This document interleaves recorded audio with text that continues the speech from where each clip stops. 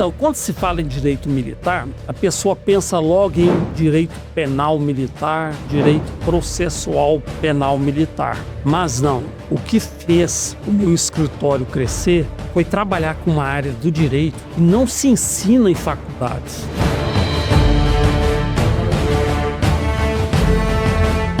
E o senhor acha que tem muita dificuldade por parte dos militares, até mesmo de reconhecer os próprios direitos para recorrer ao direito? Tem, porque o militar, no dia a dia, ele é muito relaxado com a parte dos direitos dele. E às vezes tem até receio, medo de exigir direitos. Tem algumas pessoas que eu já acompanho, estão doentes e estão trabalhando. Estão com medo de se afastarem do serviço para tratar de saúde, com medo de sofrer perseguição por parte dos seus chefes. Porque, infelizmente, Wesley, muitos militares que adoecem, eles são vistos como golpistas e vagabundos.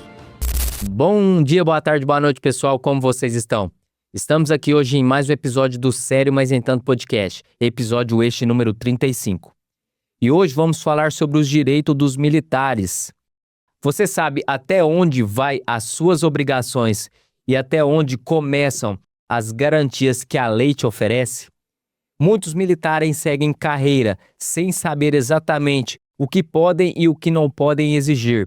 Quais são os seus deveres e quais são os seus direitos destituídos, diante da lei. E para falarmos sobre esse assunto, hoje estamos com ele, filho amado de Deus, casado há 32 anos com Adriana Januário e pai do Gabriel e da Maria Cecília. Ex-militar da Força Aérea Brasileira e do Exército Brasileiro, onde atuou como segundo sargento na diretoria de inativos e pensionistas, em Brasília. Especialista em direito previdenciário militar, com mais de 20 anos de experiência na área. Fundador do Januário Advocacia, considerado o maior escritório especializado em direito militar do país, tanto em número de advogados quanto em estrutura física. Já impactou mais de 2.000 vidas ao longo de 24 anos de atuação, ajudando a resgatar a dignidade de famílias militares. Atualmente também lidera o Januário Empresarial, com atuações nas áreas trabalhistas e civil, atendendo grandes empresas em São Paulo. Seja muito bem-vindo, Valmer Januário. Olá, Wesley. É um prazer estar aqui no seu programa. Agradeço também a atenção dos seus telespectadores, E vamos lá, estou pronto. Você viu aí, pessoal, o currículo do Dr. Valmer, que é um currículo bem extenso. Eu tive que até respirar aqui para falar sobre o currículo dele. Mas, doutor, eu gostaria que agora você mesmo se apresentasse para a gente. Quem é o Dr. Valmer Januário e contasse um pouco também da sua trajetória pessoal, profissional, até chegar aqui hoje no Sério Mas Nem Tanto. Então, como você mesmo já disse, sou Valmer Januário, filho amado de Deus, filho do Januário e da dona Beatriz, esposo da Adriana, pai do Gabriel, da Cecília, avô da Helena. Pois bem, pessoal, eu sou natural de Belo Horizonte, nasci lá em 18 de janeiro de 1966, mas no dia que eu completava 1 ano de vida, eu já me mudava para a cidade de Uberaba, Minas Gerais, E meu pai foi o maestro da banda do 4º Batalhão. Então ele se mudou para Uberaba e vim junto, Vim junto e fui criado, graças a Deus, nessa cidade maravilhosa que é Uberaba. Eu passei a minha infância toda ali no bairro Fabrício, estudei no Colégio Tiradentes, antigamente Grupo Tiradentes, Até que em 77 foi criado o Colégio Lauro Fontoura. Inaugurei aquele colégio lá, gente do céu, tô velho, hein? Tô velho, tô falando lá de 77. Posteriormente, dei continuidade no Colégio Tiradentes, passei 1 ano pelo Oswaldo Cruz também, passei 1 ano pelo Colégio Nossa Senhora das Dores. No ano de 85, eu fui voluntário para prestar o serviço militar obrigatório, onde eu tive a oportunidade de cursar esse período obrigatório em Pirassununga, na Academia da Força Aérea, onde fiquei 1 ano, fui muito feliz lá, gostei muito, mas eu falei, isso aqui não é para mim não, eu vou fazer faculdade de Direito. E voltei para Uberaba, prestei o vestibular. No ano de 89 eu cursei 1 ano de Direito na antiga FIUB, né? Hoje UNIUB, e o Wesley. Naquela época o Brasil já vivia uma crise, né? 89. E eu tive uma ideia, falei, gente, eu vou prestar concurso para ser sargento de carreira do Exército.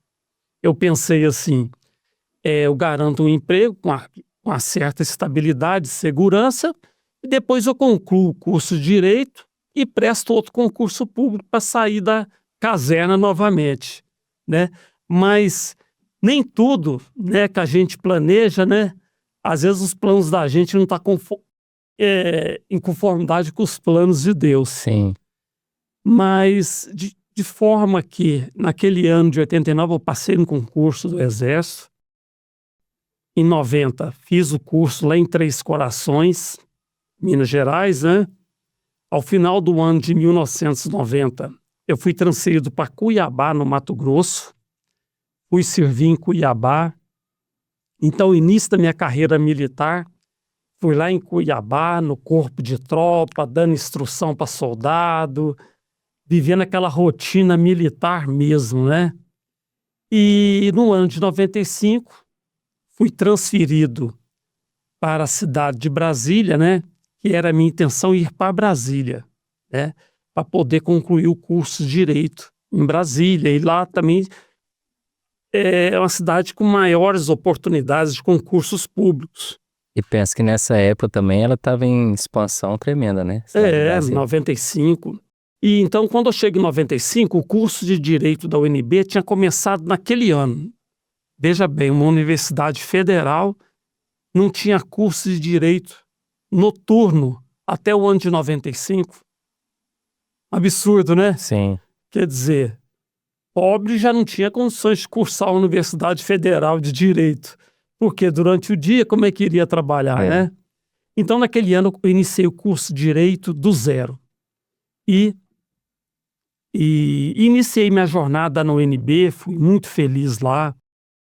Tive como professores ministros, juízes, desembargadores. Assim, é um nível muito elevado de ensino, né? A Universidade de Brasília. E no ano de 2000, no ano que eu já estava me formando, né, em Direito, um ano antes eu já iniciei a preparação no Instituto Processos para prestar concurso público para a Polícia Federal. Naquele ano de 2001 haveria um concurso para a Polícia Federal.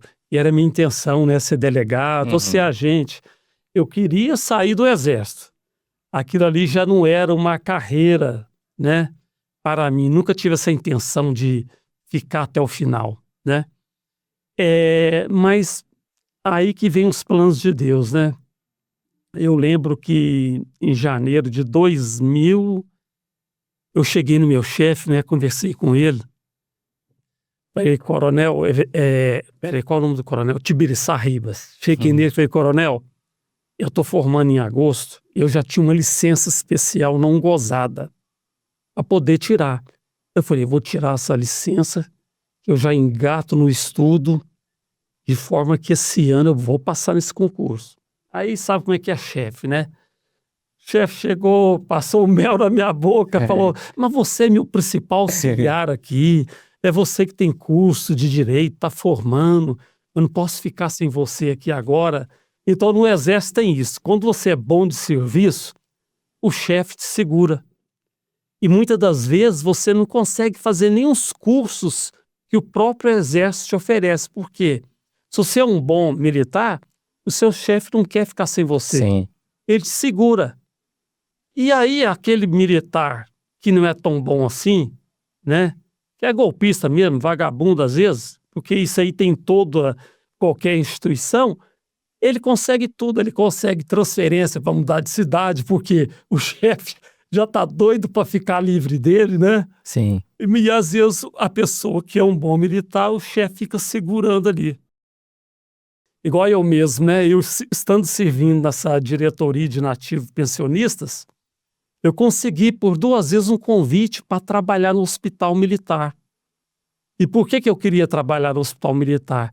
Porque a carga horária era das 7 ao meio-dia.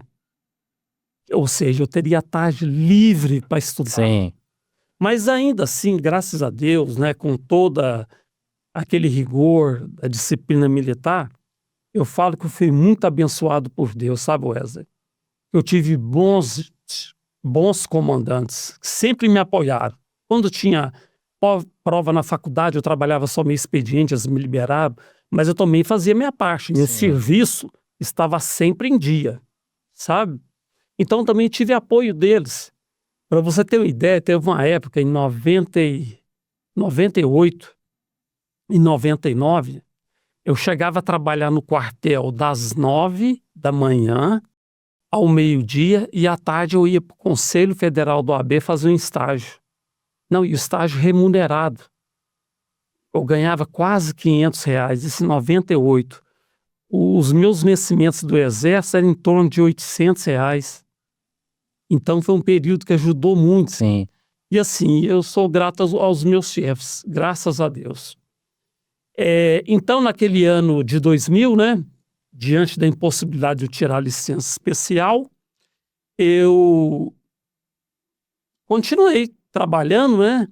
E no dia 8 de junho de 2000, Wesley, teve um teste de aptidão. Teste de aptidão físico-militar faz trimestralmente, né? Cuja pontuação conta para promoção. Então é um teste ali que o militar no dia, ele dá o seu máximo mesmo, né? E assim foi, foi uma quinta-feira, ou quarta, não sei, 8 de junho, eu fiz esse TAF, foi até lá no batalhão de polícia do Exército. Fiz o TAF, na hora ali eu senti um desconforto na coluna, mas o sangue tá quente, né? De forma que no dia seguinte, na hora de levantar da cama, eu estava travadinho da cama. Estava travado. Foi a maior dificuldade para levantar. E eu lembro que eu levantei, fui no HFA, o médico deu 3 dias de dispensa, né?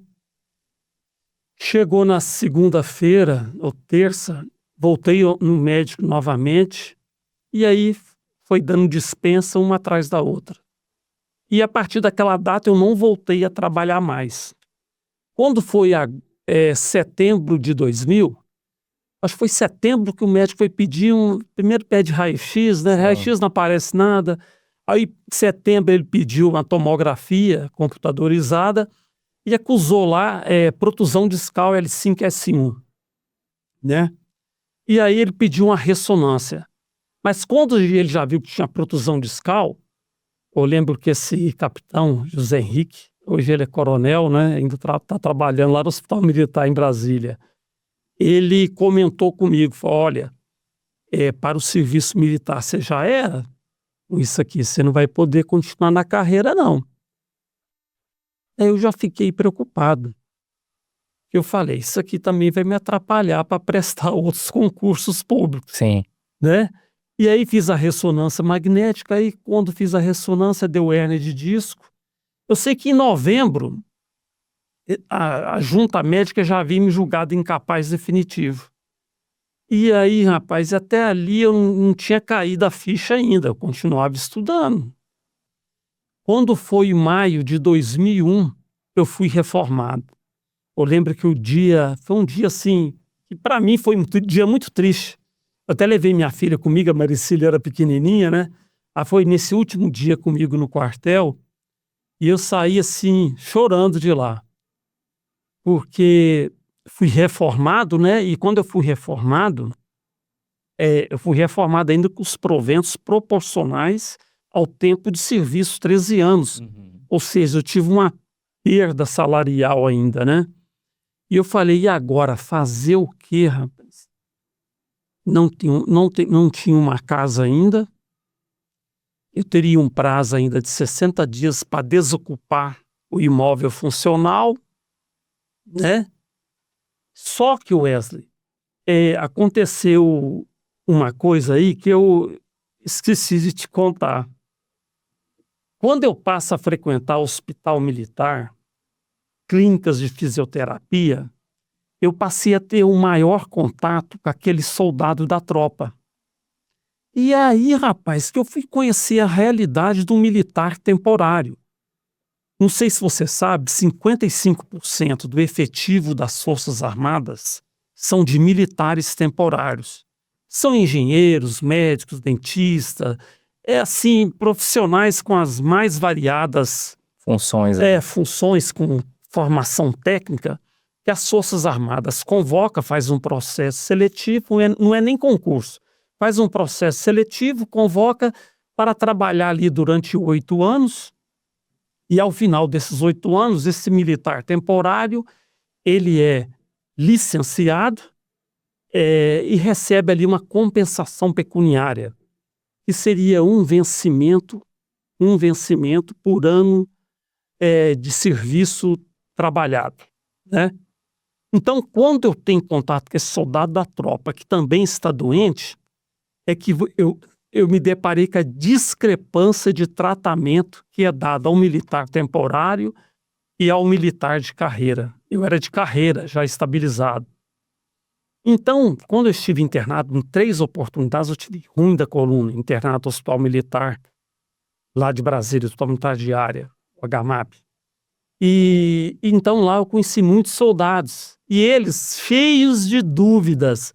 Então, quando eles souberam que eu trabalhava na diretoria de nativo pensionista, eles passaram a tirar dúvidas comigo, porque veja como é que Deus faz as coisas, hein? Eu fui trabalhar em Brasília. Primeiro eu quero fazer menção aqui a um fato que aconteceu, que eu falo que tudo tem o dedo de Deus, né? Sim. Eu lembro que lá em 94 eu recebi um convite para trabalhar em Brasília. E eu estava aguardando a transferência e deu errado.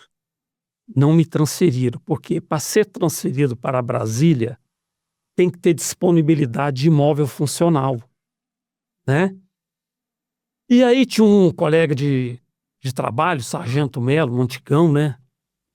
Hoje eu vejo que ele não era tão velho assim, que eu acho que eu já passei a idade dele. Mas a gente era novo, né? Você via que os primeiros sargentos, nossa, mas cara velho, né? Os oficiais que é AO, coronéis. E hoje eu vejo que minha idade é superior a deles daquela época, eu já não me acho tão velho, né? Aí o Melo, eu não sei se de sacanagem, falou pra mim assim, né? Conversa com o general. General Sávio vai para Brasília semana que vem, conversa com ele, pede para olhar para você. Mas ele falou em tom de deboche, como se eu tivesse vergonha de conversar com o general, mas eu nunca tive esse problema, né? E aí eu falei com o coronel Everaldo José Pinheiro de Farias, um grande chefe que eu tive, gente boa demais. Falei, coronel Everaldo, eu quero conversar com o general. Ele falou, o que você quer conversar com ele? Eu falei, é isso, minha transferência não saiu, quero conversar com ele, ver se ele pode me ajudar. E aí me levou para falar com o general Sávio, né? Um paranaense de Ponta Grossa. E eu cheguei no general Sávio, falei, general, aconteceu isso, não saiu minha transferência, o senhor poderia dar uma olhada lá para mim, como é que está a situação? Ele falou, não, Valmer, pode deixar, eu vou lá, semana que vem eu retorno de Brasília e te chamo para a gente conversar. E assim aconteceu. Uma semana depois, o general Sávio chega de Brasília e manda me chamar. Aí ele falou assim comigo, Valmer, conversei com o general Maia, diretor de movimentação, ele é meu amigo, e disse que é para me passar o radiograma para a OM que você quer servir aí, que ele vai fazer sua movimentação. Falei, nossa, graças a Deus. E aí eu saio dessa sala do gabinete do general Sávio e encontro com o tenente Rogério. Ele gostava muito de mim, ele também é formado em Direito, né? E aí, como é que foi? Ele já perguntou, como é que foi aí a conversa com o general? Não, deu tudo certo. Ele disse para mim que vai me transferir. Aí o tenente Rogério pega e me convida. Então vamos trabalhar comigo, eu estou indo para a diretoria de nativo pensionista. Lá a gente vai mexer com esses benefícios de reforma, isenção de imposto de renda, legislação de ex-combatente, e você vai ser meu auxiliar. Ele já me conhecia, já sabia da minha conduta, né? Uhum. E me convidou. Eu falei, então eu quero então. Você vai então? Você é meu auxiliar? Eu falei, vou. Então pode deixar que eu já vou falar com o general Sávio aqui. Ele era o ajudante de ordens dele, né? Falou, já vou falar com o general Sávio, já vou passar o radiograma para concordar com a sua movimentação para a diretoria de nativo pensionista. Wesley, eu falo que Deus coloca anjos na vida da gente. E esse Tenente Rogério, um grande amigo meu, já esteve aqui em Uberaba, né, me visitando. Ele até faleceu agora, ano passado. Tenente Rogério dos Santos. E aí assim aconteceu. Quando é maio de 2001, publica a minha transferência para Brasília. Eu fui para Brasília. No início ali ainda morei durante uns 4 meses com meu cunhado, né? Irmão da Adriana, ele era advogado da AGU, e eu fui morar com ele até liberar o imóvel funcional para mim. E quando eu chego na DIP, né, que o pessoal eles me receberam lá, eles ficaram espantados, porque nunca, naquela época, até hoje, não serve terceiro sargento no QG. Sargento de carreira não serve no QG. Eu era terceiro sargento, não tinha CAS, e eles ficaram abismados. Pô, vocês têm uma pechada muito forte. Terceiro sargento servindo o quartel-general do Exército, né? Mas, para Deus, meu amigo, nada é impossível, né? E eu lá novinho, só naquela escala de serviço maravilhosa, serviço tranquilo, trabalhando das 9 ao meio-dia, depois da 1 às 5, horário para chegar, horário para sair, e às vezes na tropa, você não tem horário para... Você tem horário para chegar, mas para sair, às vezes você já não tem. Às vezes aparece uma missão, né? Então, assim, eu estava literalmente no céu. E lá nessa diretoria, eu pude aprender tudo que eu sei, né? Que depois de reformado, eu fui utilizar aqui fora. Como eu te disse, estando internado lá no hospital, os meninos vinham perguntar as coisas para mim, os militares, né, os soldados, e eu orientando eles. Eu lembro que houve uma época, né, que estavam muito sabidos os soldados, sabe, dos direitos, sabe? Que, infelizmente, na caserna acontecem umas coisas. Por exemplo, às vezes tem militar que está baixado no hospital, mas sem necessidade. Eles dão tipo um castigo. Sim. Entendeu? Ah, você tá doente? Então tá. Vamos ver se você tá doente mesmo. Deixa o cara internado lá 1 semana, 2 semanas. E aí eu comecei a orientar. Não, isso aí tem que fazer um habeas corpus. Isso aí não pode, assim. Passei a orientar os meninos, sabe? A redigir expediente para eles protocolarem, discordando de certos tratamentos, de certas posturas. Às vezes tinha soldado lá que estava internado, tinha acidentado em ato de serviço. Ele não tinha nenhuma comprovação de que acidentou em serviço. Eu falava, olha, você tem que fazer a parte de acidente. Tem que ser feita a sindicância, o atestado de origem. O atestado de origem é um documento médico administrativo, onde o médico atesta ali que há relação de causa e efeito entre o acidente que ele sofreu e aquela sequela que o militar adquiriu.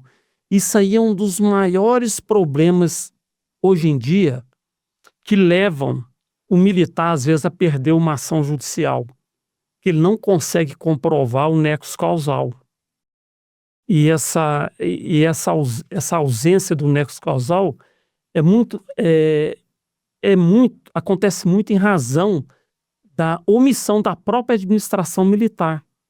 Que às vezes o soldado está lá acidentado, sofreu um acidente, ele é muito novo, Sim. não tem conhecimento nenhum, esses meninos novos aí o sargento também ignora a condição dele, não orienta, o tenente não orienta, o capitão não orienta, e aquele problema às vezes que ele achou que era só uma torção de joelho durante o treinamento físico militar, aquilo ali às vezes evolui para uma lesão de ligamento, né?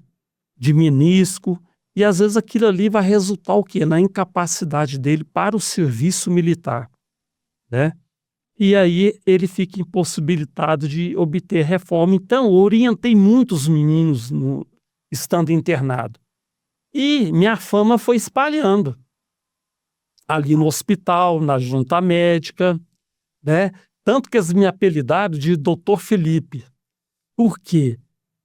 Se o pessoal do hospital fica sabendo, ó, tem um sargento aí que tá deixando esses meninos muito sabido, né? eles poderiam tentar até me prejudicar. Sim. Então eu lembro que tinha uns meninos de Ipameri internado comigo, né?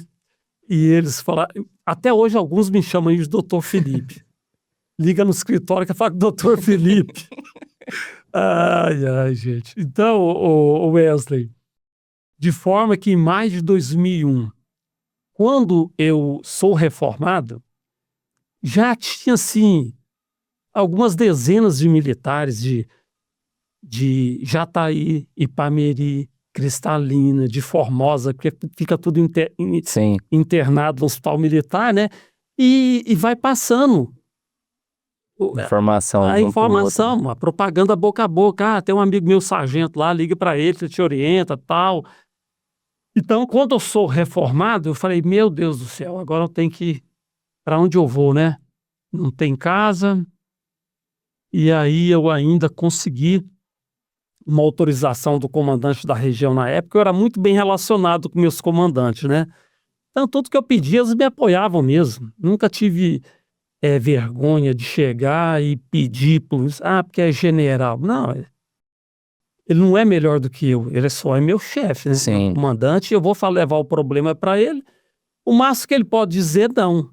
E graças a Deus, desse meu jeito de ser, eu recebi muito sim, né? E eu consegui ficar mais 6 meses no PNR. E esses 6 meses que eu fiquei, foi um período, né, que eu e a Adriana, né, a gente ficou ali pensando o que nós vamos fazer, né? E a Adriana teve uma brilhante ideia. Por isso que a importância de você ter uma esposa, né, do lado, né? Sim. A Adriana, certo dia, né, a gente lá no Cruzeiro Novo, a gente morava lá no apartamento funcional, falou, Valmer, já que você está ajudando esses seus amigos, você não notou ainda, mas você vai na roda ferroviária, pega soldado que vem de Ipameri, está gastando gasolina, você leva para o hospital, que eu virei amigo do pessoal, né? Não tinha essa visão de negócio. Sim. Eu não tinha essa visão de negócio. E a Adriana falou, por que você não passa a cobrar essas orientações que você faz os seus colegas militares? Falei, gente, aí acendeu uma luz. Quer dizer, eu tinha um negócio na mão, só que eu não enxerguei isso como negócio, e a Adriana enxergou. E aí, o que nós fizemos? Nós fomos na Caixa Econômica Federal, implantamos boleto bancário na pessoa física e passei a oferecer para aqueles militares que eu já estava orientando. Eu falei, vamos fazer o seguinte, você vai pagar tantos por cento do soldo e eu vou te orientar o que precisar fazer de requerimento eu faço. E quando tiver que ingressar com ação judicial, né, a gente vai ver como é que fica, né? Eu não era advogado ainda, era só bacharel. Wesley, em pouco tempo, o negócio, assim, o volume de serviço cresceu muito grande. Em outubro de 2001, eu retorno para Uberaba, fui morar ali perto do posto Boa Vista, né, na rua Cazuza. Só que todos os meses, eu, Adriana, chegava dia de quinta-feira, a gente ia, quinta-feira depois do pagamento, a gente ia para Brasília, eu agendava os atendimentos lá no início, no Conselho Federal da OAB, onde eu fui estagiário, né, era bem entrosado com o pessoal. Lá eu sabia que tinha uma sala de apoio para advogado lá. Agendava os clientes lá na OAB, atendia. Eu ficava na casa de um compadre meu, que era militar do Exército, então eu já não tinha gasto com diária de hotel. O poder do network. Já ficava na casa do meu compadre e também, estando lá, eu ajudava ele, fazia compras, né? Que a vida do militar é uma vida de sacrifícios, Sim. né? Porque o militar das Forças Armadas, muita gente faz ideia que o militar é bem remunerado. Não é. As Forças Armadas hoje, se você for comparar os vencimentos com as polícias militares, é bem inferior. Então eu ficava na casa desse compadre meu, Lindolfo, atendi o pessoal lá na sexta-feira na OAB, às vezes sábado ainda visitava alguém, ou atendia mesmo no sábado também, quando era possível, né? E retornava para Uberaba. Só que foi crescendo muito rapidamente. Quando foi, ainda em 2001, apareceu o primeiro cliente judicial, que foi o Gilvan Pereira Barbosa, um soldado do 32 GAC, lá de Brasília. E eu lembro que nós impetramos o mandado de segurança. Quem assinou na época foi até a ex-sogra do meu irmão, a doutora Jona Dark Palles Costa. É um anjo também, foi um anjo da minha vida, porque ela assinava para mim as primeiras petições, né? Depois ainda teve o doutor Virgílio dos Guimarães Alvim, que me ajudou também, enquanto não era advogado, o doutor Carlos Henrique Finhold. Então, você vê que Deus manda anjos, né, para te auxiliar. E com esse Gilvan, que foi o primeiro caso, nós impetramos o mandado de segurança, logo ele foi reintegrado, foi reformado. Só que antes do Gilvan ser reformado, ele foi internado no Hospital Central do Exército, no Rio de Janeiro. E o Gilvan, quando é internado lá no Rio de Janeiro, o que ele faz? Ele divulga meu nome. E por meio dessa internação dele, eu consegui o primeiro cliente no Amazonas, que é o Raimundo Nonato Souza Santos, um cabo que agora foi para a reserva, meu cliente até hoje, de outras questões, né? Lá de São Gabriel da Cachoeira.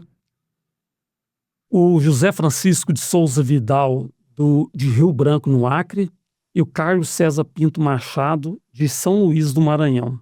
E aí, Wesley, e daí a coisa deslanchou. Foi a propaganda, boca a boca mesmo, a indicação, né? E aí o escritório foi crescendo, eu nada de providenciar essa inscrição na ordem. Eu fui ser aprovado na OAB em 2012, quando eu já tinha vários advogados trabalhando para mim. Então eu sou um empresário do setor jurídico, né? Fui empresário primeiro antes de ser advogado. Verdade. Às vezes eu conto essa história, o pessoal não acredita. O quê? Você construiu seu escritório sem ser advogado? Sim, sem ser advogado. E o cliente que me procurava, ele sabia que eu não era advogado. Nunca precisei mentir, falar uma coisa que não era, né? Tanto que muitos me tratam de sargento até hoje. Quer falar com o sargento Valmer. Quem ia assinar a petição para eles, pouco importava, porque a confiança deles era no sargento Valmer. Então, em 2012 eu fui aprovado no exame da ordem, né? Fiz lá em São Paulo, né? E ainda demorei 5 anos ainda para requerer inscrição. Porque eu vou te falar a verdade, eu nunca tive essa vaidade. O escritório sempre funcionou bem e desde 2008, quem assina as petições do escritório, a principal responsável, é minha cunhada, a doutora Maria Regina de Souza Januário também, né? Então, hoje o meu nome consta da procuração, mas tudo já sai no nome dela lá, entendeu? E eu fico mais atualmente na questão da gestão do escritório, pensando nos novos negócios, sobre os novos serviços. Então, Wesley, essa aí foi minha jornada na advocacia, né? E não parou, não. Eu não paro de sonhar, não. Nós estamos com o escritório em Alphaville agora, temos clientes empresariais agora em Alphaville, e o escritório está tomando um novo rumo, diria assim, porque é aquela questão, né? O que me trouxe até aqui não é o que vai me levar adiante. Então eu voltei a estudar, estou fazendo uma pós em Direito Empresarial, estou iniciando uma pós em Direito Tributário, estou me preparando aí para novos desafios. Muito bom, essa é a diferença, né, do advogado padrão do empresário, né? É muito importante isso. E para você que está aqui nos acompanhando nesse nosso episódio de hoje, antes de começarmos, eu gostaria de pedir para você, deixe o seu curtir, deixe o seu like nesse nosso episódio de hoje, tá? Se inscreva no canal e ative as notificações, porque a cada semana a gente tem aqui novos convidados e novos conteúdos e você precisa ser o primeiro a ser informado. E lembre-se, comenta aqui o que você espera receber com esse nosso episódio de hoje. Mas, Walmer, começando aqui, eu gostaria inicialmente de saber por você, o que consiste de fato o direito dos militares? Então, quando se fala em direito militar, a pessoa pensa logo em direito penal militar, direito processual penal militar. Mas não. O que fez o meu escritório crescer foi trabalhar com uma área do direito que não se ensina em faculdades. Como eu te disse, quando eu fui trabalhar na diretoria de nativo pensionista, é a diretoria que cuida de todo o sistema de proteção social das Forças Armadas, que é o direito previdenciário, é o direito dos ex-combatentes. Você não sabe, mas os ex-combatentes, né? Muitos, tem alguns ainda vivos, né? Tem pensionista, eles têm uma série de benefícios. Então, existe toda uma legislação administrativa que não é ensinada na faculdade. Se a pessoa não foi militar das Forças Armadas, né? Ele vai ter uma certa dificuldade para atuar nessa área. Eu sei muita coisa porque está no meu sangue. Sim. Eu conheço, eu trabalhava com isso, vou dizer, 24 horas na diretoria de nativo pensionista. Então, 5 anos trabalhando, só mexendo com aquilo, eu acabei me tornando perito nessa área aí de previdenciário militar, que foi a área que fez o meu escritório, né? Graças a Deus, prosperar. E o senhor acha que tem muita assim, dificuldade por parte dos militares, até mesmo de reconhecer os próprios direitos para recorrer ao direito? Tem.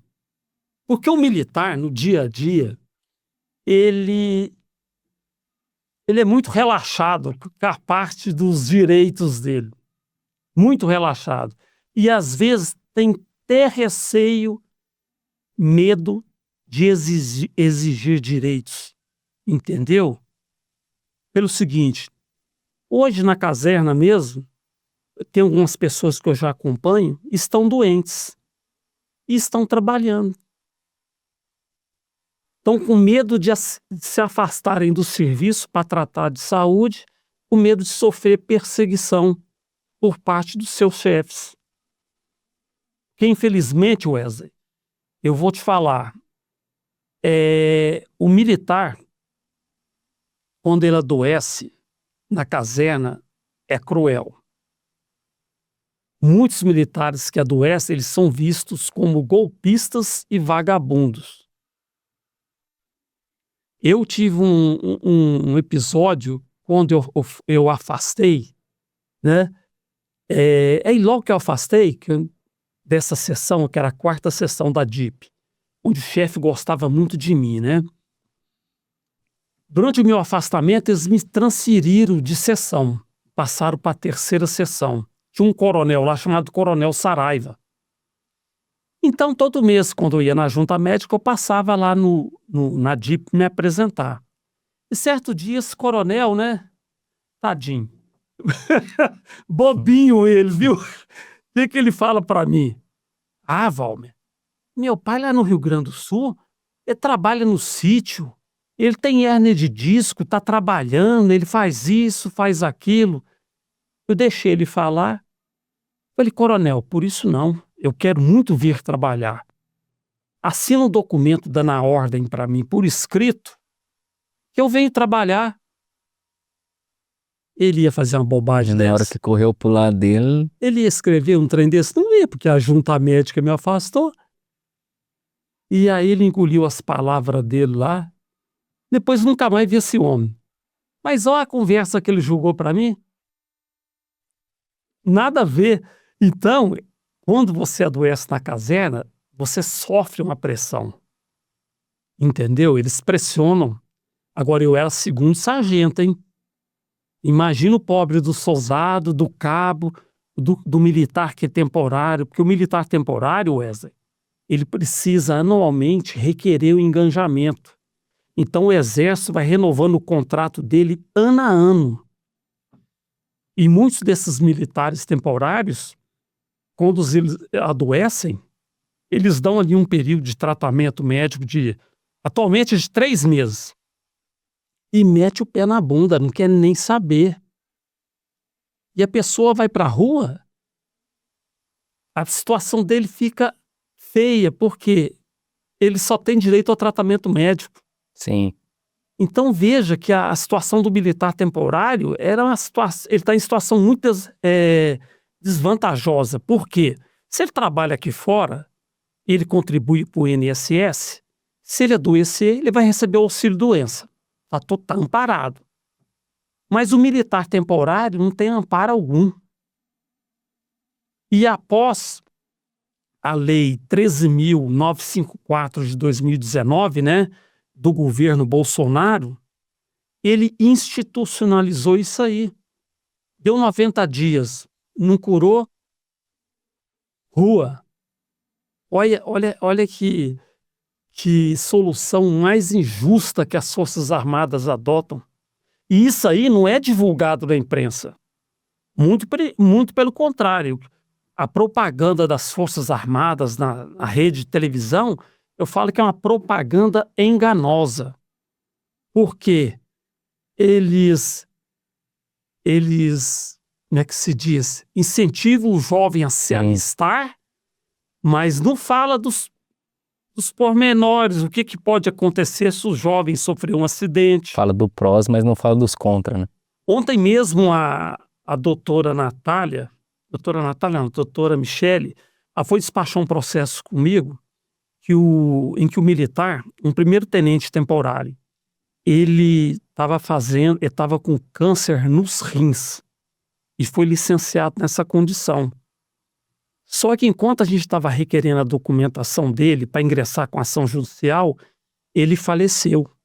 E agora a gente vai tentar uma pensão para a mãe desse tenente. Então veja bem, como é que se licencia um militar que está cometido de neoplasia maligna? Eu tenho lá a minha cliente lá, a Vânia Moura da Silva. A mulher tinha retirado os 2 seios em razão de câncer, fazendo quimioterapia, mandado embora, mas já reintegrei também. Tem um lá de Marabá, o Francisco, um absurdo. Sabe o que eu acho um absurdo? Olha a diferença de tratamento. Você lembra do general Vilas Boas?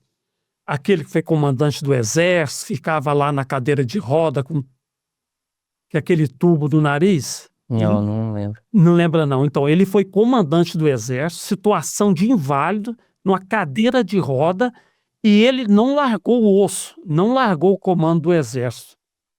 E teve todo o apoio da instituição. Na mesma época, esse soldado Francisco, que é de Marabá, esse soldado passou mal, sofreu um acidente durante o TAF. Não foi TAF, não, foi durante o TFM, Treinamento Físico Militar. De forma que esse menino teve que ser socorrido lá no Hospital Geral de Belém. Esse menino, ele hoje é paraplégico. Mas no período que ele estava no hospital, ele estava em estado de tetraplégico, que fala? Tetraplégico? Acho que não mexe do pescoço para baixo. Isso. O que o exército fez com ele, o comandante? Desincorporou esse menino. Como é que você desincorpora um menino que está lá, gente, recebendo tratamento, está internado no hospital? Então você vê a diferença de tratamento? São 2 seres humanos, mais um ficou aí, depois que largou o comando do exército, ainda conseguiu uma gratificação aí, uma função comissionada no governo Bolsonaro, ainda ficou mais uns tempos lá, todo apoio, e o outro soldado lá passando essa situação. Eu conto esse caso do Francisco, da Vânia, desse que faleceu. Isso aí não são casos isolados. Lá no escritório, já no ar advocacia, tá cheio de casos assim, ó. E são pessoas humildes, porque quem ingressa nas Forças Armadas é pobre. Sim. É pobre. Você não vai ver filho de deputado, filho de juiz, filho de autoridade, né? Não precisa nem ser filho de autoridade. Se você tiver um contato aí que consiga te dispensar do serviço militar obrigatório, você vai conseguir. Então, quem que vai servir? Pobre. Recentemente também, né, falando dessa questão desses jovens de classes mais humildes que são selecionados, aqui em Campinas, né, eu li uma notícia em que o jovem, né, a família desse jovem, tinha um negócio, esse negócio quebrou, e a única solução da família foi o quê? Abrir uma pizzaria, né, uma nova empresa, mas no nome do filho. E chegou o período do menino se alistar, o menino não era voluntário para servir o exército, né? Ele ajudava a família dele na subsistência, né, nesse pequeno negócio familiar, essa pizzaria. O exército incorpora ele e logo o exército descobre que ele tem uma empresa no nome dele. Você acredita que eles estavam forçando esse jovem a fechar a empresa? E a mãe do menino inconformada com isso. Então são situações que ocorrem no serviço militar, rapaz, que pelo amor de Deus. É difícil até de acreditar, né? E são pessoas que não têm voz, é pobre. Sim. Pobre tem voz nesse país? Não tem. São verdadeiros absurdos que ocorrem.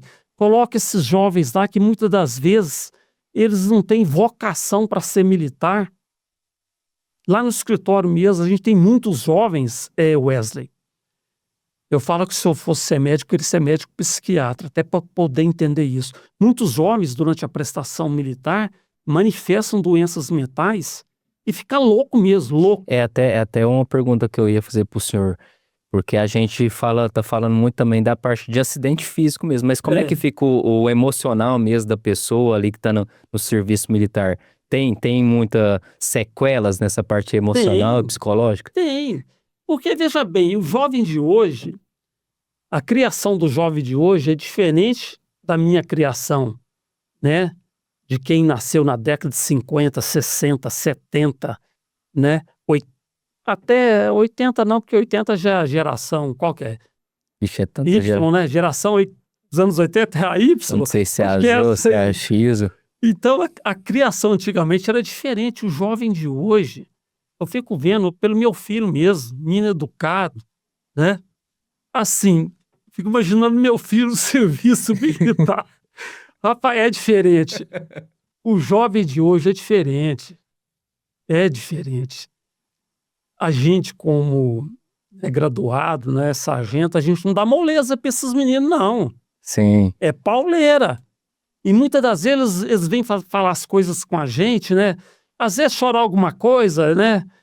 Pedir alguma coisa, você não dá nem ouvido. Então, e pensa bem, e pressão em cima. Instrução, porque a instrução militar, ela por si só, ela é muito cansativa. Sim. Leva à exaustão. É muita exigência física mesmo. E não raro morrem jovens. Todos os anos tem jovens morrendo durante o serviço militar na instrução. Essa semana mesmo morreu um jovem, um soldado do Rio de Janeiro aqui em Goiás, salto de paraquedas, morreu. Né? Em Barueri aí, 2017, acho que morreram 3, 4 afogados. E os processos de reforma, doutor? Quando inicia o processo ali da reforma, é um processo demorado ou é um processo ali que inicia o processo ali de reforma do militar? É um processo mais curto? Como é que funciona essa parte desde o início até a finalização ali do processo da parte de reforma? Então, aí vai depender se a pessoa é militar de carreira ou temporário. Eu era militar de carreira. Para você ver, eu com menos de um ano fui reformado. Com menos de um ano, rapidinho resolveram minha vida, tchau. Quando é militar temporário, o que acontece? Eles evitam de reformar. Mesmo que a pessoa preencha todos os requisitos, eles vão dificultar. Eu estou com um soldado agora lá de Salvador, soldado Igor, né? Acho que é Igor.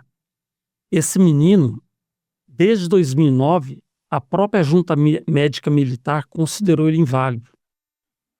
Por que não reformaram esse soldado? Desde 2009. Desde 2019. Ele passou por várias juntas, foi julgado inválido. Aí, o processo de reforma é encaminhado, eles devolvem o processo de Brasília para reestudo.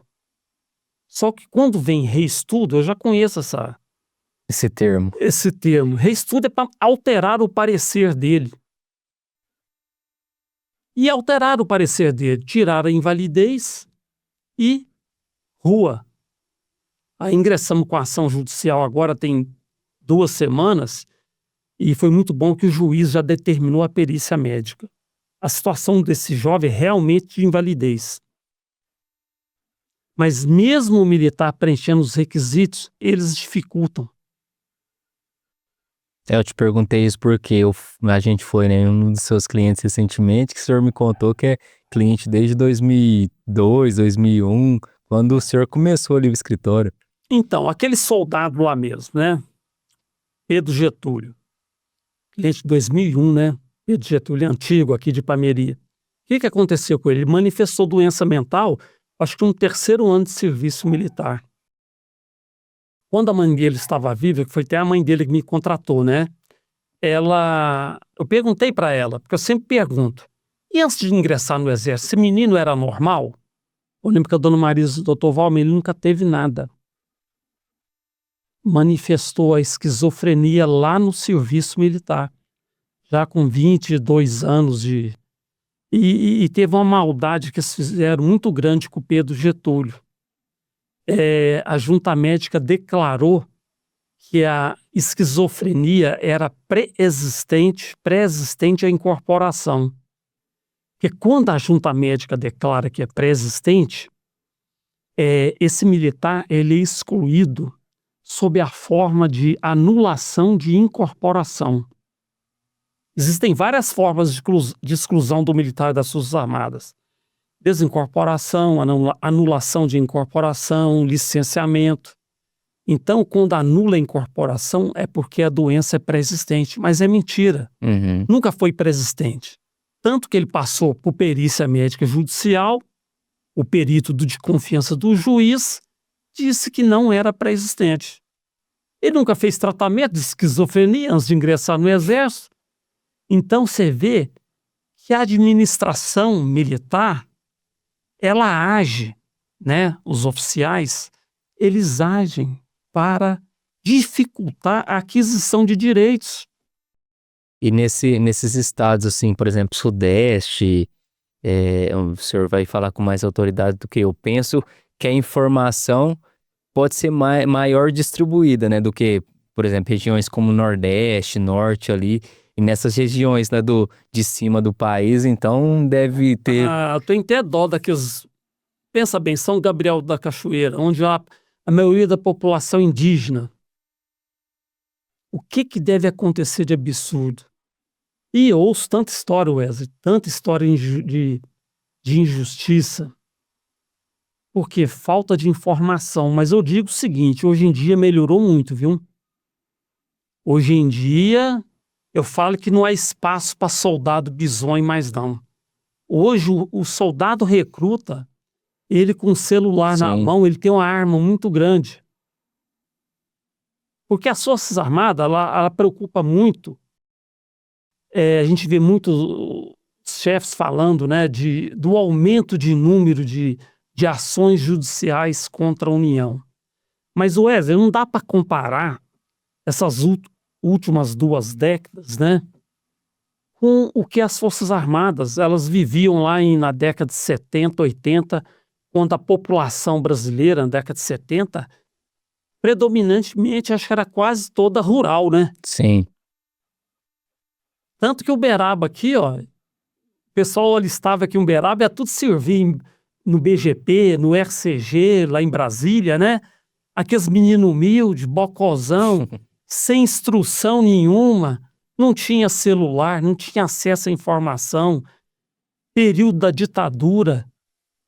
O pessoal tinha até medo das Forças Armadas, de ingressar com uma ação judicial. Agora, o soldado de hoje, não, o soldado de hoje é esclarecido. Então, o número de ações judiciais aumentou muito também contra a União e Forças Armadas por causa disso também, do acesso à informação. Hoje, você tem um canal de televisão aqui no celular, rede social, vídeo toda hora, gente falando, não é? Isso aí. Então, o soldado de hoje, ele é mais esclarecido, mas ainda falta esclarecimento, viu? E hoje também eu falo que tem muitas mães, né? Tem muitas mães que ligam para mim, né? Tem muitas mães também que elas estão mais atentas aos filhos Sim. dentro dos quartéis. Elas me ligam, perguntam. Um dia desse ligou uma mulher lá de Santa Catarina.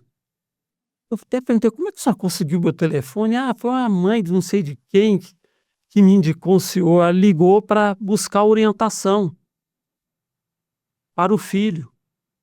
É o poder da comunicação O real. poder da comunicação. Então, o soldado de hoje está mais esclarecido, sim, entendeu? Mas o que aconteceu por causa desse aumento de processos judiciais? Como as Forças Armadas enxergaram uma solução para conter o aumento de ações judiciais?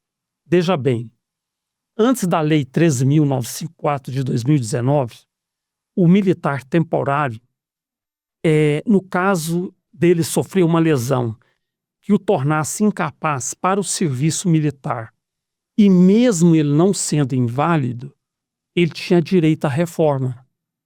Então, vamos supor, ele sofreu uma lesão no joelho que impede ele de correr, de exercer uma atividade que exige esforço físico. Ele era reformado. E eu falo que o Januário Advocacia tem grande culpa nisso, viu? Uhum. Porque depois que eu fui reformado, gente, nós movemos muitas ações, milhares de ações judiciais contra a União. Porque até meu crescimento foi muito rápido, Wesley. Sim. E isso aí incomodou muito as Forças Armadas, né? É até uma pergunta que eu ia te fazer mesmo. Como é que é mexer nesse vespeiro aí? Eu acho que não é fácil, né? Isso aí eu vou te contar. Isso eu vou te contar já já. Então, e muitos escritórios de advocacia, se inspirando em mim, também passaram a atuar na advocacia militar. Entendeu, Wesley? Então, aumentou muito o número de ações judiciais aí contra a União. E a gente vê os comentários, né? Eu tinha um amigo meu que era coronel, ele comandou uma OM aqui no âmbito do CMP. Ele falava, Valmer, quando tem reunião lá da região com os comandantes, rapaz, só fala seu nome. Eles são doidos para te pegar. Ué, pegar para quê, ué? Se eu não tivesse fazendo esse serviço, outro advogado estaria fazendo. É só andar direito. Não tem que ter meu Januário de Advocacia. Faz as coisas que é correta, gente. O militar tem direito? Tá na lei? Ampara o militar. Agora, fazer essa covardia, mandar o coitadinho embora, cara é de família pobre, da roça, a maioria é da roça, né? Ah, não, é muita covardia. Então, quando foi em 2019, né, Bolsonaro assumiu o poder, o Bolsonaro, né, convocou tudo quanto é militar aí que estava na reserva para trabalhar nesses ministérios lá em Brasília, né? E logo aquelas mentes brilhantes das Forças Armadas, né, que ocuparam o Ministério da Defesa no governo anterior, tiveram a ideia, nós vamos reduzir o número de processos judiciais, nós vamos acabar com o direito à reforma dos militares temporários.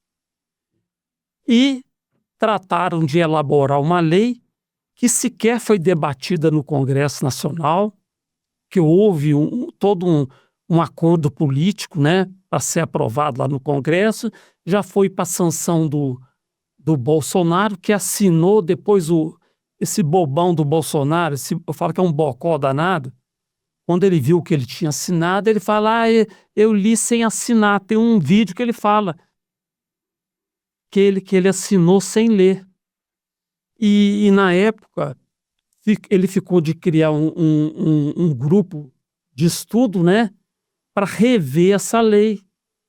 Justamente esses pontos que deu tratamento diferenciado para o militar temporário.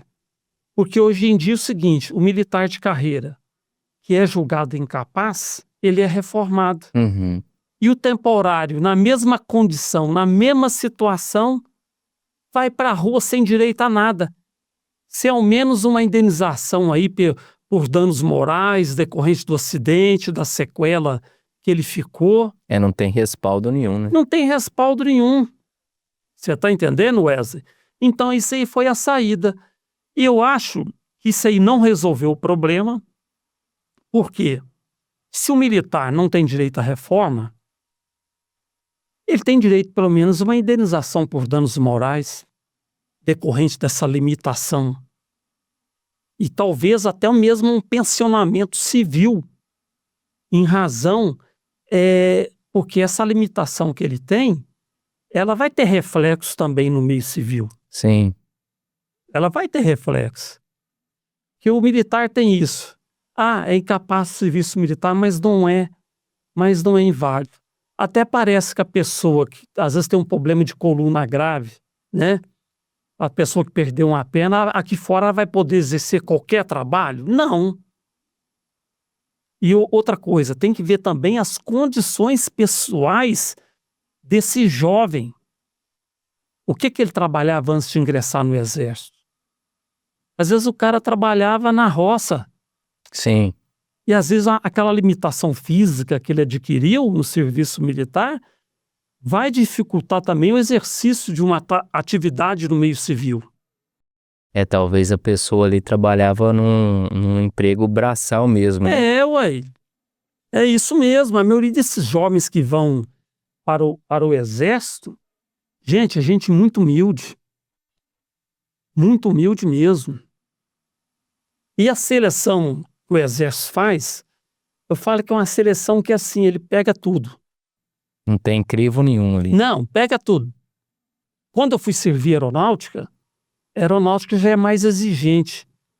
Eu tenho clientes que são soldados da aeronáutica, eu tenho clientes soldados do exército. Você pega o soldado da aeronáutica, você vê que é um soldado mais qualificado. É um cara assim mais fino, é diferente. O do exército, não. Você está entendendo? São pessoas diferentes, né? São diferentes. Eu tenho um cliente que ele ingressou no exército com retardo mental. Como é que você convoca uma pessoa com retardo mental para incorporar no exército? Loucura demais. Não, se você conversar com esse menino, chamar de José, né? Eu chamo José realmente.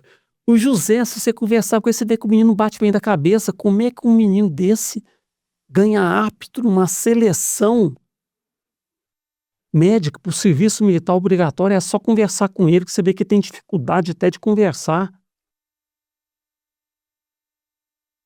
Então é o seguinte, uma seleção muito mal feita, entendeu? Muito mal feita. Eu acho que essa seleção ela tinha que ser mais rigorosa. O regulamento prevê, né, que seja rigorosa, né? Mas na prática não é. É porque acaba assim que não é atrativo, né? O civil ir pro exército, né? Então, se as coisas já começam errado e no processo também é errado, eles não vai ter crivo nenhum, porque se eles tiver crivo, dependendo, não vai alistar ninguém, pô. Não, tem isso também. Tem isso também. Que não torna atrativo ali o alistamento, né? Não torna atrativo ali a honra à pátria mesmo, né? Então, devido a isso também não tem aquele crivo no alistamento, né? Não, é muito complicado, senhor. Muito complicado.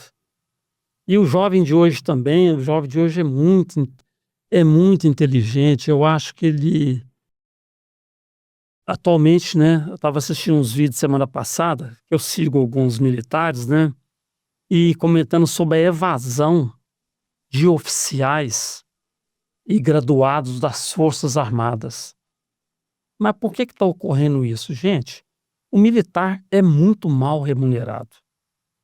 Mas ainda, Wesley, eu acredito que o serviço militar, para quem vem de família pobre, o pobre mesmo, que não tem oportunidade, ainda é um bom negócio. E veja bem, hoje um curso de sargento do Exército é 2 anos. Basta ter o 2º grau completo, né? A pessoa fica 2 anos e já sai com a formação de nível superior. O curso de sargento hoje é considerado um curso de nível superior. Então, assim, para início de carreira para o jovem, qual o lugar que você vai estudar e vai ter um salário para estudar? Só nas academias Sim. e nas escolas militares. E aquela questão, né? Está insatisfeito com a caserna? Estuda mais um pouco, presta outro concurso e sai. Mas eu acredito que ainda o serviço militar é uma excelente opção para pobre. É, né? Aquela pessoa que não tem muitas opções no mercado, né? Onde foi que um dia desse que eu fui, tinha um menino lá carregando peso? Não sei se foi um supermercado. Eu peguei e falei para ele, cara, por que você não entra pro exército, cara? Você é segundo grau? Ele falou, tem. Presta concurso para sargento do exército. Deixa ficar carregando caixa aí, vai comandar homens, né? Se você está acostumado a trabalhar no batente, carregando caixa e carregando peso, exército é moleza. Você vai achar que está no parque de diversão. Mas é, ué. Mas é aventura. E aquilo, tá lá dentro, garantiu o emprego, tá insatisfeito, estuda, faz... Sim, não pode talvez entrar e ficar parado também, né? Tem que Não, entrar não e se dá, ué. aperfeiçoar ali, né? Você veja, a pessoa sai terceiro sargento do exército hoje, para ela ser promovida a segundo sargento, são 10 anos. Parece que o interstício da promoção, 10 anos para sair segundo sargento. Quer dizer, quando ele sair sub, tá caindo os dentes já. Você tá entendendo? Tá caindo os dentes mesmo, o cara tá velho, só acabado. Mas é uma excelente opção. Eu falo que foi bom para mim. Eu, graças a Deus, eu reformei com 35 anos de idade. Onde aqui fora que eu ia garantir o que eu ganho hoje. Fiquei 11 anos na ativa. Doutor, e esse pessoal que é afastado ali, né? Entra em processo e é reformado ali. O processo demora, sei lá, igual do seu cliente, que demorou 20 anos, quase. E ele ainda não recebeu ainda, que Isso, menino, hein? isso esse é o ponto. Penso que a pessoa, quando ganha o processo ali, a reforma, recebe uma boa quantia em dinheiro mesmo. Você acha que essas pessoas estão preparadas para receber essa quantia quando realmente o processo é positivo e eles ganham o processo de reforma? Não. Esse menino mesmo aí, aquele menino, né? Então, eu tenho clientes que estão recebendo aí em torno de 1.500.000, 2 milhões, que são processos de 20 anos atrás. Eles não estão preparados, eles não têm educação financeira. O que acontece? A grande maioria, e isso me despertou para abrir uma outra empresa, né? A maioria vende o precatório. O dia de exemplo, vou falar aí o cabo fulano de tal. Em 2023, ele vendeu um precatório de em torno de 1.200.000, ele vendeu por 440 Nossa. mil. Vendeu para o banco BTG Pactual. É um dos bancos hoje que tem comprado muito precatório. Mas por quê? Ele vendeu por necessidade? Não. Acho que foi ansiedade, querer colocar a mão no dinheiro. Aí quando foi janeiro de 2024, quando o Lula assumiu, o Lula o governo pagou em janeiro 92 bi em precatório. Quer dizer, em 6 meses ao prejuízo que esse cliente meu teve. É assim, né? Deixou de receber mais da metade. Que essas companhias, esses bancos, eles pagam com deságio mesmo de 40%, 50%. Então, veja bem, muitos jovens hoje poderiam estar milionários. Pô, se o cara recebe mais de 1 milhão, dá para ele começar uma pequena construtora, comprando um terreno, constrói uma casa, vende, pega o lucro, guarda, compra outro terreno, não é? Dá para ele começar um negócio e ficar rico. Mas não tem educação financeira. Talvez cai na mesma lógica do ganhador da Mega Sena, né? Não tem, assim, discernimento de como lidar com o dinheiro, ganha uma bolada em dinheiro ali e acaba com o dinheiro rapidamente, né? Então a maioria não sabe lidar com dinheiro. Não sabe mesmo. Eu tenho um outro cliente meu que ele Olha, ele tinha 3 seguros, ele ganhou um bom dinheiro, viu. Eu sei que ele comprou 2 casas, comprou uma casa em condomínio, mas com dinheiro na mão, o que que ele fez? Passou a aprontar com a esposa, arranjou a amante, passou a mexer com droga, perdeu tudo, tudo. Perdeu tudo, Wesley. Então o senhor tem que começar a mexer o doce com essa outra empresa mesmo para auxiliar esse pessoal, senão...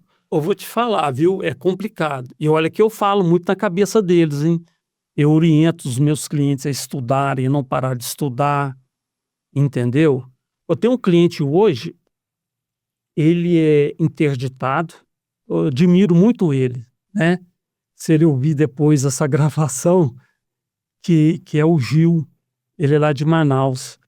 Ele, com toda a limitação dele, ele é esquizofrênico, é interditado, mas pensa um menino inteligente. Que as pessoas às vezes fazem ideia de que o esquizofrênico, né, ele fica babando, ele fica atacando os outros. Gente, tem nada a ver. Vocês não fazem ideia de tanto que a pessoa que é esquizofrênica é inteligente. Esse menino passou na faculdade, numa faculdade de direito estadual, cara. Tá fazendo direito, forma ano que vem.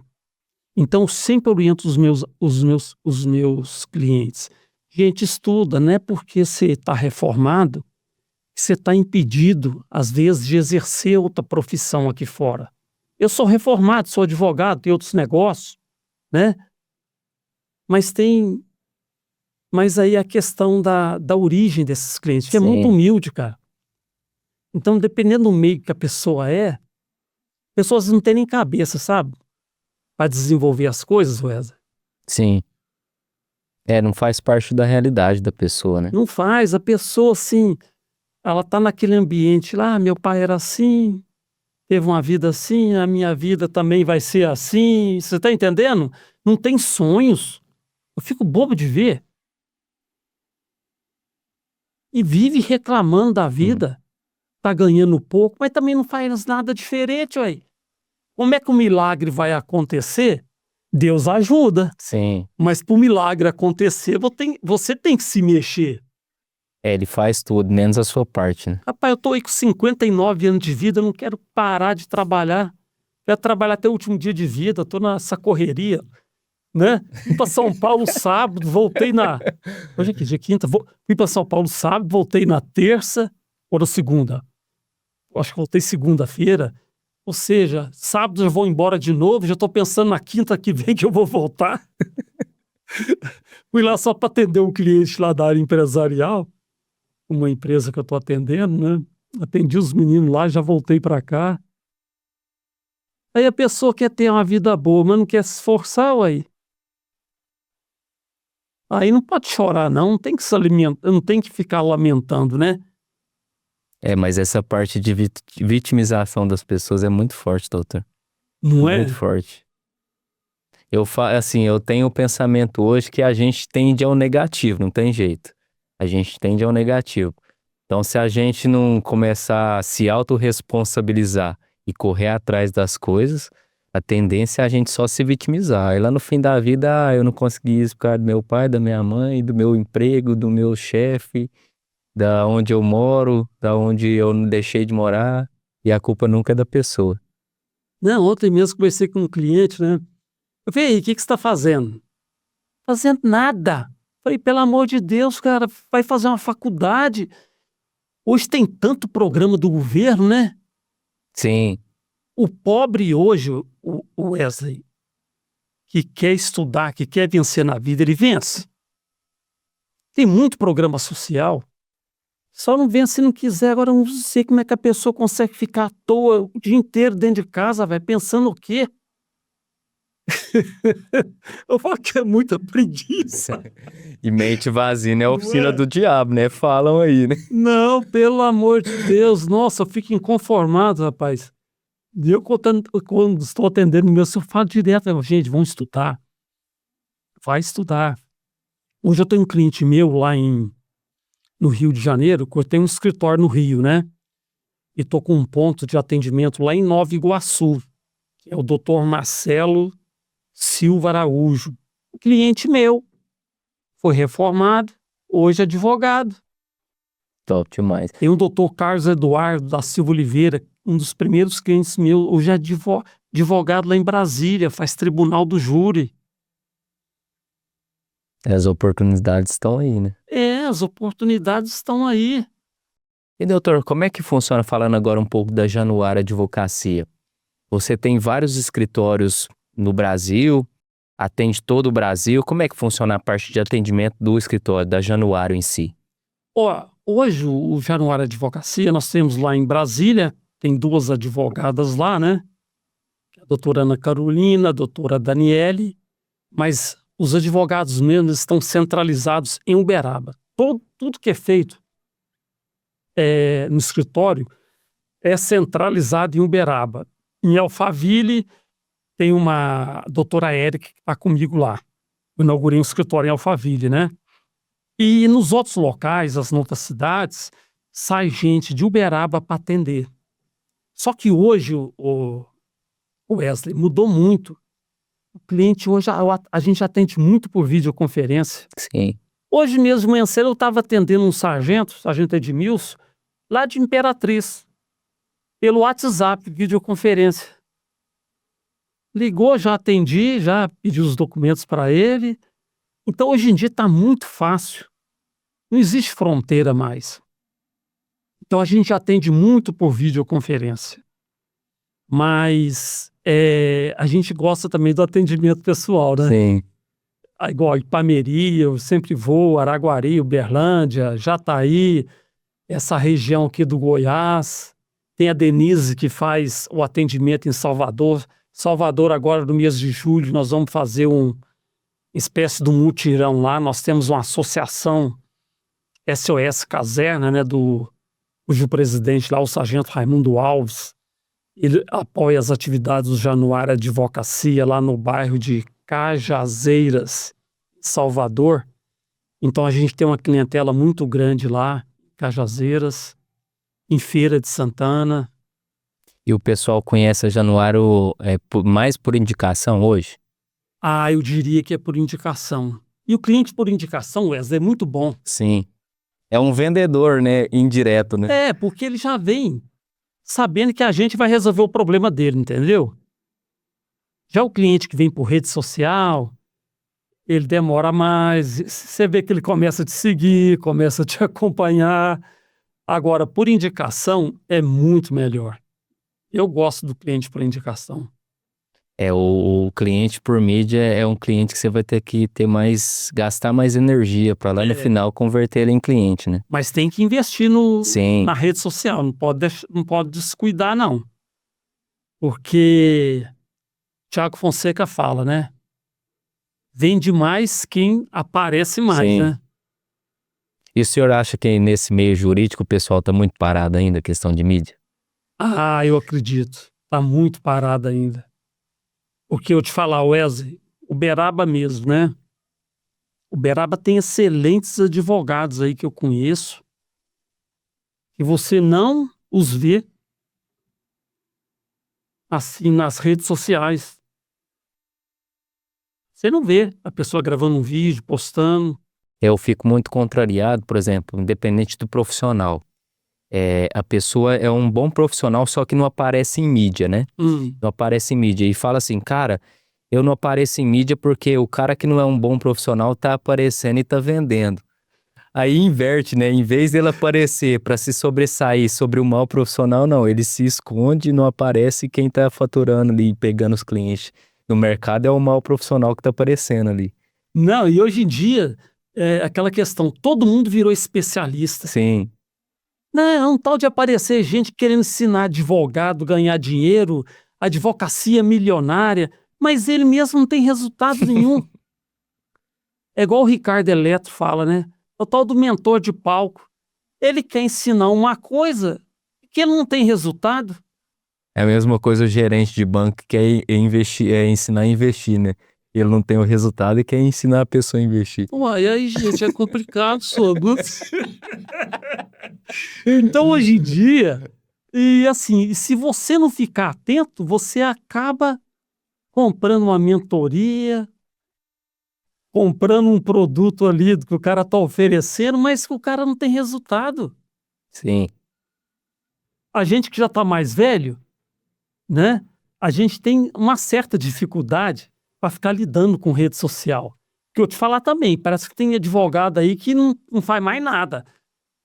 Porque o cara tem tempo, só fica na rede social. É o oposto. Ué, não é? Mas aí fica na rede social consumindo, né? Não fica aparecendo, né? Eu falo, gente, não é possível. O cara só fica na rede social. Esse cara não trabalha, não faz petição, o cara não tem equipe, como é que faz? Só gravando, não é? Então, mas é importante a gente conciliar, né? Sim. É importante, sim. Doutor, agora voltando à parte dos atendimentos. Nesses processos mais longos com os clientes de vocês lá da Januário, como é que é a tratativa? Porque penso que deve ter muitos clientes que ficam afoitos ali, vai sair, não vai sair, como é que tá o processo, como é que não tá? Como é que vocês fazem essas interações e essas conexões com o cliente de vocês? Então, isso aí eu acho que é o maior desafio de todo e qualquer advogado. Porque o cliente de hoje, ele é muito exigente. Por quê? Porque ele pode acompanhar, entre aspas, né, o andamento no site do tribunal. Então, às vezes, sai um andamento lá, intimação, notificação pela imprensa. Quer dizer, significa que vai publicar algum despacho, alguma decisão. O cliente já liga para o escritório, querendo saber o que é. Só que, às vezes, o advogado não está nem sabendo do que se trata, porque a gente não acompanha processo pela internet. Aham. Eu hoje tenho um programa muito bom no escritório, que é o Legal One, né? Ele puxa os andamentos, né? Diariamente. Só que a gente acompanha o processo pelas intimações. Mas o cliente, ele está ali ligado 24 horas, coitado. Ele está ansioso. Por quê? Ele está com um problema, quer que resolve logo. Então ele fica muito aflito. Então sai um atendimento e já liga, né? E alguns clientes são mais exigentes. Eles cobram, nunca liga para me passar o andamento, mas me liga às vezes para cobrar. Você está entendendo? Mas olha, lá no escritório, a gente tem um aplicativo do Januário que o cliente ele abaixa esse app. Esse app, acho que desde 2019 que eu tenho ele, foi antes da pandemia. Ele clica lá no botãozinho no app, cai uma mensagem no escritório, no e-mail, que ele está pedindo um andamento. A gente manda. Hoje eu tenho um 0800 334 7100, que o cliente faz ligação gratuita, inclusive de celular. Então, a gente disponibiliza o cliente de e-mails para ele poder ligar, pedir o andamento por e-mail, pelas redes sociais. A gente facilita isso. Fora isso, a gente vai informar esse cliente do andamento do processo somente quando cumprir os espaços judiciais, igual só alguma determinação do juiz lá para especificar provas. O advogado cumpriu o prazo, ele já manda o e-mail, houve um despacho para isso, isso e isso, foi cumprido assim, assim, assim, vai a informação por e-mail para o cliente. Por quê? Porque processo judicial, Wesley, não tem andamento todo dia. Sim. Às vezes tem processo, igual lá em Lusiânia. Nós estamos com um problema sério lá. Está muito demorada a tramitação dos processos na subseção judiciária de Lusiânia. Então, às vezes, é comum o processo às vezes, ficar parado ali mais de 90 dias, cara. Só que o cliente, ele não quer saber, ele quer saber que o processo dele tem que andar. E muitas vezes o cliente liga na vara, tem servidor que fala para o cliente, não, você tem que falar para o seu advogado vir aqui. Não, ele passa a culpa da morosidade do processo para o advogado. Uai, se o cliente está ligando para o advogado, se o servidor que está lá dentro não resolve o problema, o advogado que vai resolver? Então assim, hoje e o advogado que vai na vara, que vai lá no balcão, ele tem que ter um jogo de cintura muito grande. Que eu sei que o volume de serviço do judiciário é muito grande. Falta pessoal para trabalhar. Igual, tem a lei aí que dá direito à prioridade à tramitação processual para o idoso, né? Para o portador de deficiência, os portadores de doenças graves. Mas o que adianta ter a lei que garante a tramitação prioritária se não tem gente para trabalhar? Então, é tampar o sol com a peneira. Não, e esses processos judiciais na Justiça Federal é muito demorado. Tanto que é comum, às vezes, clientes nossos falecerem durante a tramitação do processo. E ele continua ali. Continua. E essa demora também faz com que hoje tenha poucos profissionais que atuem nessa área também do direito militar, que é o previdenciário. Porque, veja bem, Wesley, quando o cliente me procura, ele já me procura numa situação precária. Ele está desempregado, ele não tem salário, é pobre. Como é que você vai cobrar? É, Antecipadamente. Eu pude começar nessa área do direito militar porque lá atrás eu tinha, e hoje, né, eu recebo do Exército, eu tenho meus proventos como reformado do Exército. Então, lá atrás eu pude orientar esses meninos, né, a grande maioria, sem cobrar nada. Podendo esperar o dinheiro chegar. Igual esse menino, você teve a oportunidade, você esteve comigo lá em Ipameri. Ele era menino na época, já está com mais de 40 anos, né?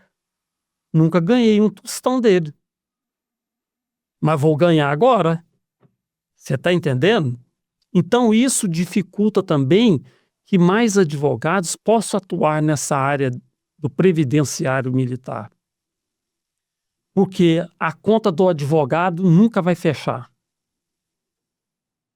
Porque hoje eu já tenho muita gente, muitos clientes, né? Eu tenho muito cliente, entendeu? Mas muitos escritórios de advocacia que atuam na área de direito militar, com essa lei 13.954, vai sofrer um impacto. Você está entendendo? Vai sofrer um impacto aí. É porque uma pessoa, por exemplo, o senhor entende sobre gestão, né? No caso, essa pessoa é um advogado que tem uma empresa ali, só que não faz gestão da empresa, né?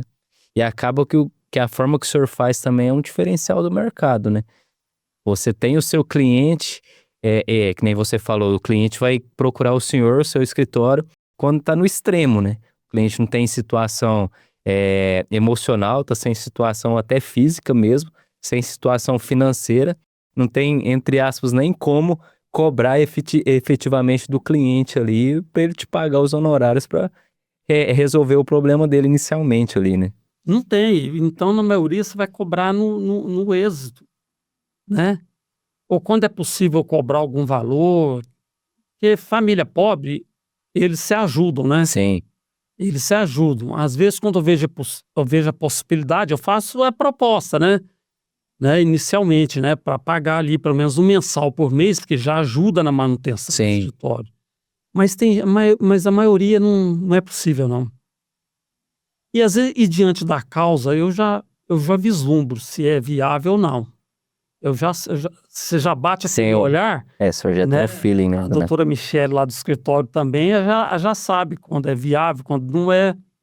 Quando não é viável, a gente já descarta, já, entendeu? Para não perder tempo. Sim.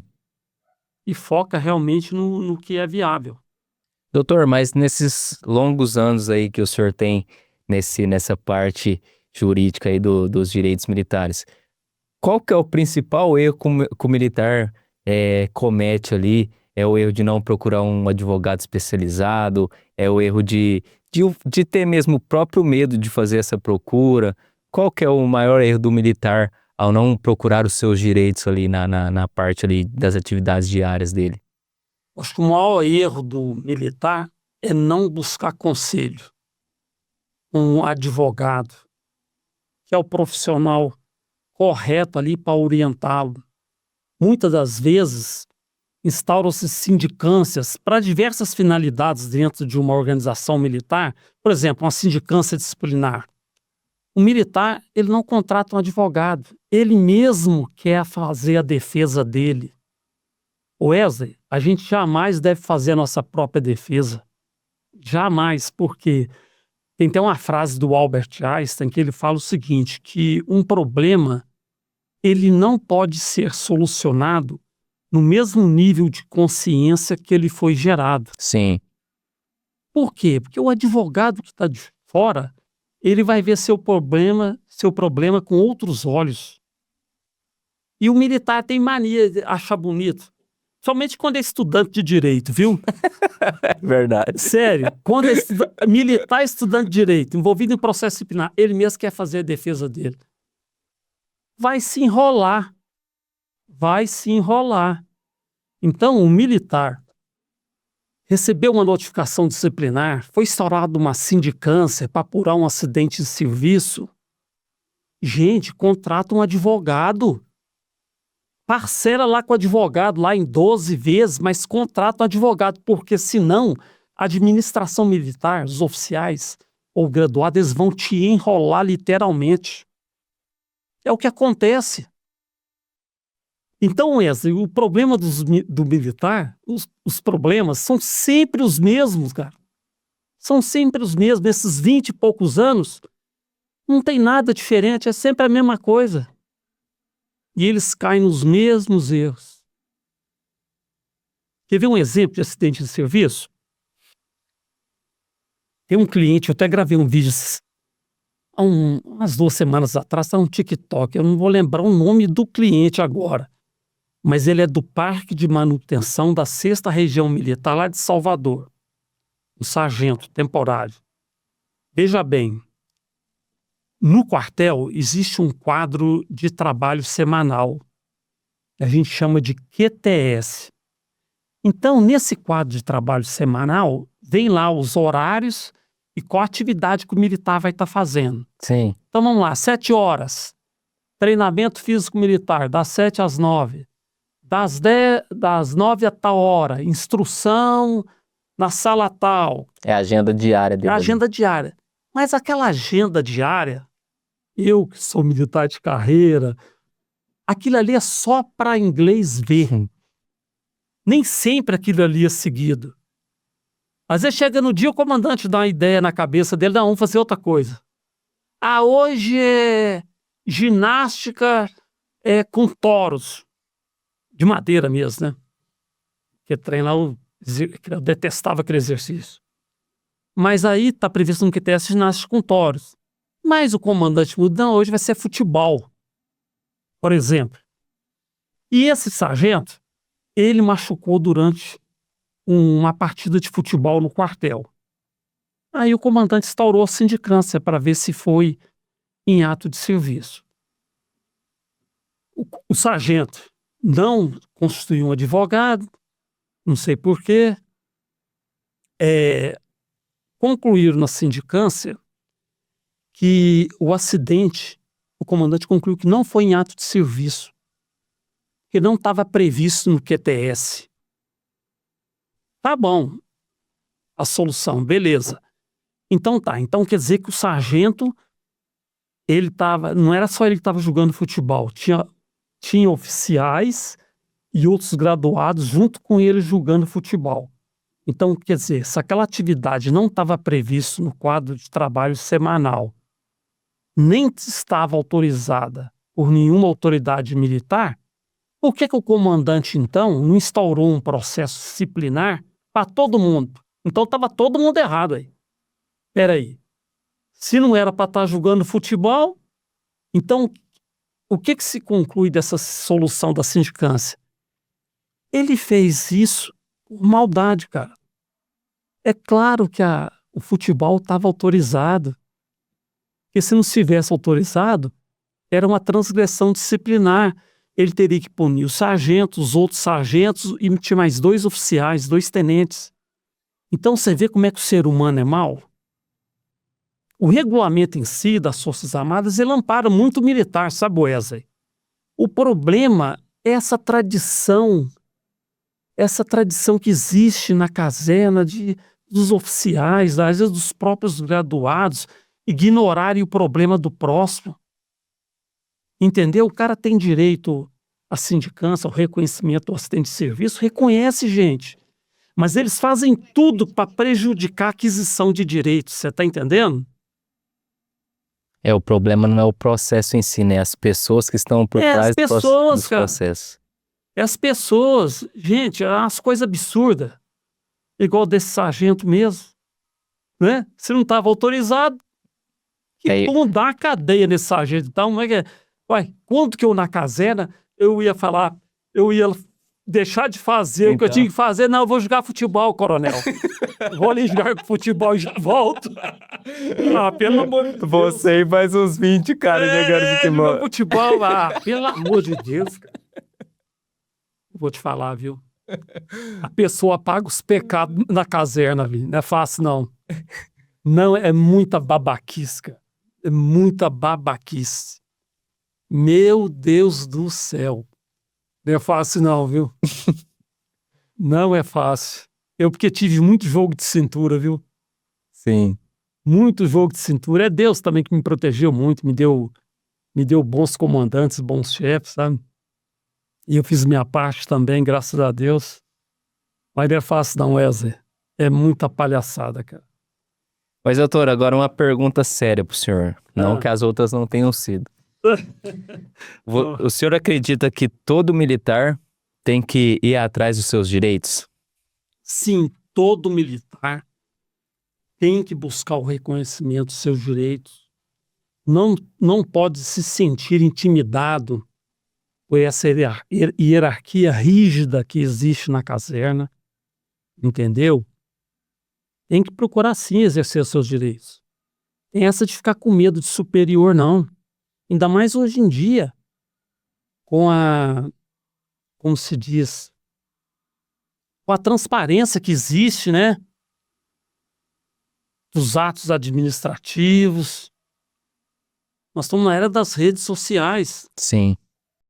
A informação acaba ajudando, né, nesse cenário. Acaba. E também porque esses oficiais das Forças Armadas, você acha que eles gostam que divulguem da imprensa os podres da administração militar?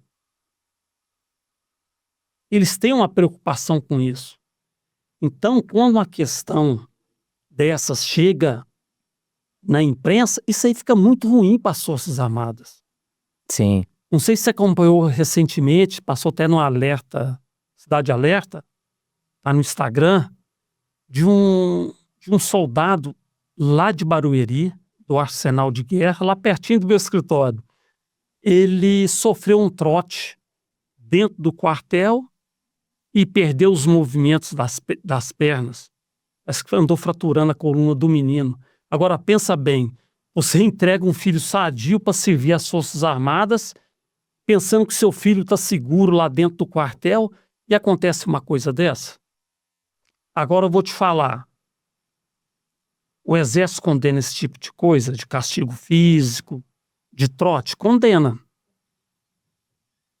Entendeu? Condena esse tipo de coisa. Agora, até que ponto o comandante da OM, né, na reunião diária, ele orientou seus oficiais, seus graduados, né, a reiterar essas orientações para que não ocorra castigo físico, para que não ocorra trote. Eu acredito que até mesmo o sargento, se tivesse orientado lá onde aconteceu a subunidade, lá o pelotão lá, a respeito disso, talvez esse soldado não teria sofrido um trote. Sim. Você está entendendo? São coisas muito complexas, né, doutor? Não, é complicado. E daqui a pouco esse menino sarado dá 90 dias, ó, rua. Quer nem saber. Loucura, mas doutor, gostou do papo? Gostei. Achou que fluiu bem? Eu achei que fluiu muito bem. Oi? Foi top demais. Mas antes da gente ir para a mensagem final, eu gostaria que o senhor olhasse para aquela câmera ali, passasse as suas mídias sociais, como é que o pessoal te encontra, como é que o pessoal encontra Januário Advocacias. Passa aí pra gente suas mídias.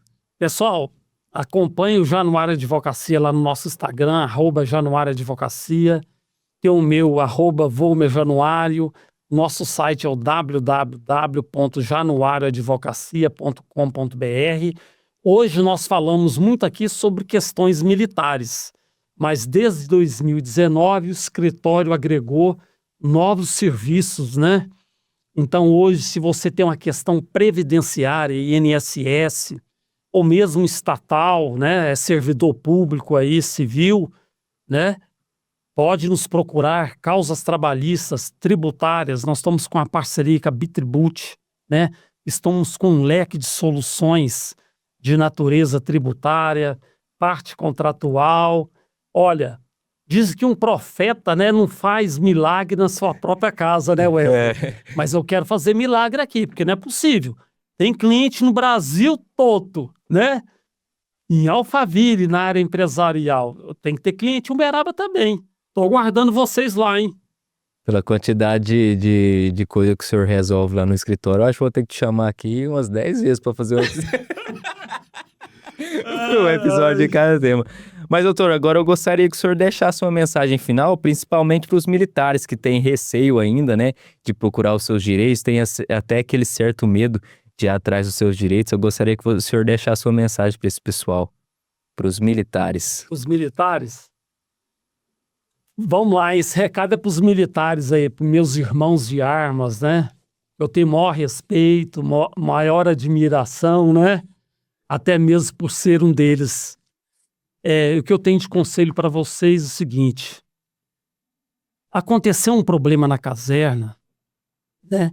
Precisa de uma orientação, busque os conselheiros certos. Quem são os conselheiros certos para problemas jurídicos? O advogado. Não queira você mesmo querer resolver uma situação, um problema, apresentar uma defesa, porque você só vai se enrolar. E às vezes acaba agravando ainda mais a sua questão, o seu problema. Às vezes por uma inquirição onde você vai falar coisas que não deveriam falar. Então, pega esse bizu aí, e eu repito aqui a frase do Albert Einstein, né? Nenhum problema pode ser solucionado no mesmo nível de consciência que ele foi gerado. Pega essa dica aí. Show de bola. Doutor, muito obrigado por ter Falou. aceitado o convite e vir aqui participar do nosso podcast. E para você que chegou até aqui, eu gostaria de reforçar novamente. Curta esse nosso episódio de hoje, tá? Comenta aí, compartilhe aí no seu grupo de WhatsApp, no seu grupo aí no Instagram, no Telegram, no Facebook também, LinkedIn. Vamos fazer um movimento para esse episódio chegar a mais pessoas, que com certeza vai fazer diferença na vida dos nossos militares aí no nosso Brasil. Então, pessoal, inscreva-se também no canal e ative as notificações, tá? Porque a cada semana que entra, a gente posta novos episódios com novos convidados para a gente buscar sempre a nossa melhor versão. Então, para você que chegou até aqui, eu gostaria de agradecer e até o próximo episódio. Tchau, pessoal.